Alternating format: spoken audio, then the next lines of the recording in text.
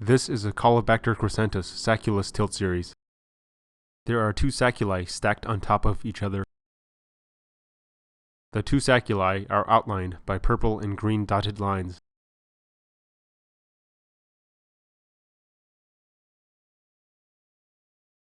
This is a slice-by-slice view of the tomogram. The two sacculi are outlined by purple and green dotted lines. The sacculi were flattened, so they appear wider than intact cells.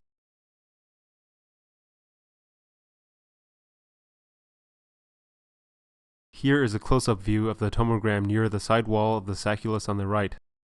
The legend on the lower right corner shows with the orange box where we are looking. This is a slice-by-slice view near the collapsed part of the sidewall.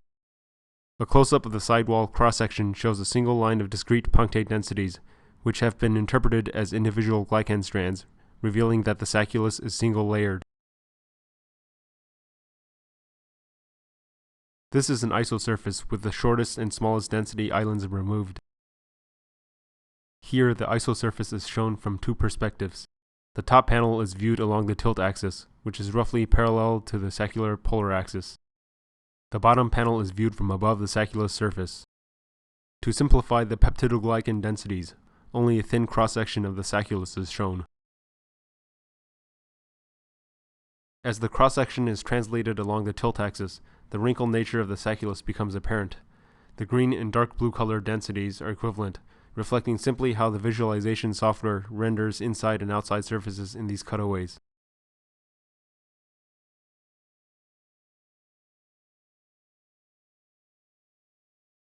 To further analyze the morphology of individual strands, all but the densest are removed.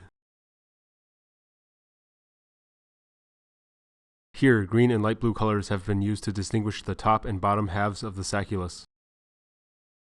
The strand densities have been interpreted as glycan strands and have an oval cross-section as expected because of the point spread function of the imaging system.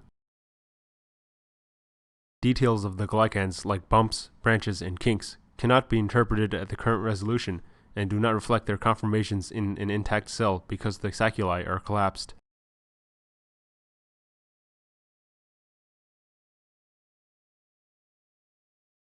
An atomic model of a 9-subunit glycan chain has been placed in the density for a sense of scale. Note that due to the imaging and reconstruction parameters used, the density tubes are expected to appear wider than the model.